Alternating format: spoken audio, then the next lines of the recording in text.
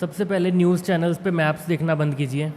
पिछले 75 सालों से एक ही नरेटिव चला आ रहा है कि Kashmir is a religious tug of war, एक ज़मीन के टुकड़े की लड़ाई। And this is partial true. असली गेम इससे बहुत अलग है, आज उसी पे बात करेंगे। मैं हूं Shubham and welcome to the rebel diplomat. दोस्तों, कश्मीर सिर्फ एक ज़मीन का टुकड़ा नहीं है, यहाँ पे पानी की जंग चल रही है, यहाँ पे लिथियम का गेम है और चाइना की $1 ट्रिलियन की लाइफलाइन है। बॉर्डर्स भूल जाओ, नदियों की बात करते हैं। कश्मीर साउथ एशिया का एक वाटर टावर है।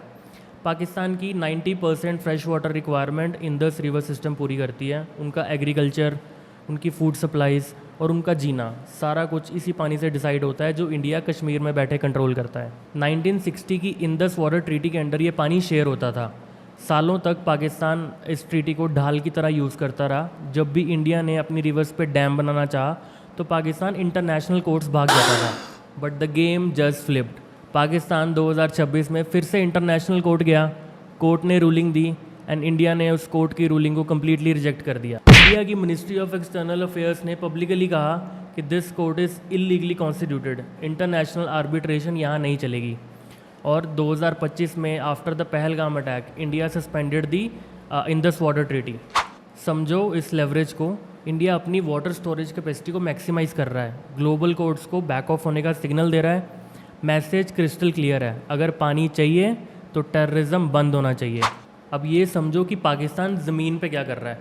अगर आपको लगता है कि आज भी पाकिस्तान के मिलिटेंट्स हथियार लेके LOC को क्रॉस कर रहे हैं, तो आप एक ऐसी वॉर को एनालाइज कर रहे हो जो रियल में एग्जिस्ट ही नहीं करती। जम्मू एंड कश्मीर में वायलेंस का पूरा आर्किटेक्चर ऑलमोस्ट कोलैप्स हो चुका है। आर्टिकल 370 के हटने के बाद इंटेलिजेंस की पकड़ वहाँ पे काफ़ी स्ट्रॉन्ग हो चुकी है।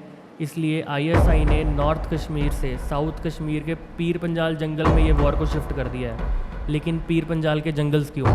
क्योंकि पीर पंजाल के जंगल्स इतने डेंस हैं और वहाँ पे थर्मल और ड्रोन सर्वेलेंस बहुत मुश्किल हो जाती है।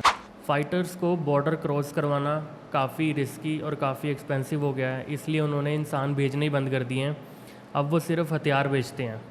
2026 जैन में सांबा सेक्टर, मार्च में RS-पुरा सेक्टर, आर्मी ने रात में लो फ्लाइंग ड्रोन्स को इंटरसेप्ट किया जो ग्रेनेड्स और पिस्टल ड्रॉप कर रहे थे।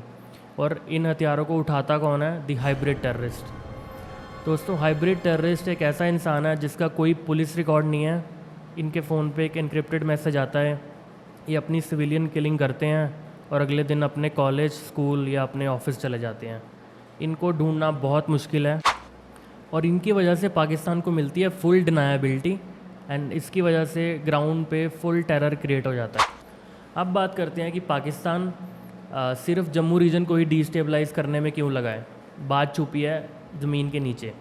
2023 में जियोलॉजिस्ट को जम्मू के रियासी डिस्ट्रिक्ट में मिला white gold, 5.9 million tons of lithium reserves. Her smartphone, her military drone, her electric vehicle lithium पे चलता है। इंडिया आज तक लिथियम के लिए चाइना और साउथ अमेरिका पे डिपेंडेंट था।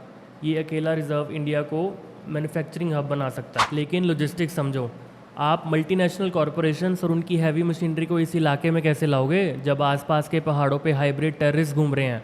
नहीं ला पाओगे। यही है आज की ट्रू प्रॉक्सी वॉर। बात ज़मीन को ऑक्यूपाई करने की नहीं है, बात ये इंश्योर करने की है कि इंडिया उस $1 ट्रिलियन रिज़र्व को एक्सट्रैक्ट ना कर पाए जो उसको पावर हाउस बना देगा। एंड दोस्तों, अगर आपको लगता है कि ये सिर्फ इंडिया और पाकिस्तान की राइवलरी है, तो आप इस रूम के सबसे बड़े और सबसे शांत खिलाड़ी को भूल रहे हो, the Chinese dragon. China greater Kashmir का 15% एरिया कंट्रोल करता है, अक्साई चिन। पाकिस्तान को पहाड़ों से कोई मतलब नहीं है, पाकिस्तान को मतलब है उसकी वल्नरेबिलिटी से, चोक पॉइंट से, द मलक्का स्ट्रेट। पाकिस्तान का ऑयल और सारा ट्रेड इस मलक्का रूट से पास करता है। ये एक नैरो सी रूट है। वॉर टाइम पे US नेवी या इंडियन नेवी इसको घंटों में ब्लॉक कर सकती है। तो इसी का सोल्यूशन चाइना ने निकाला, CPEC है एक $46 बिलियन बाईपास, एक हाईवे और एक पाइपलाइन जो चाइना को अरेबियन सी से सीधा कनेक्ट करती है। लेकिन यहाँ एक कैच है जिस पे कोई बात नहीं करता। पाकिस्तान और चाइना को कनेक्ट करता है सिर्फ एक लैंड मास, जो है गिलगित बाल्टिस्तान। ये POK में पड़ता है, पाकिस्तान ऑक्यूपाइड कश्मीर में, जो इंडिया का लीगली पार्ट है।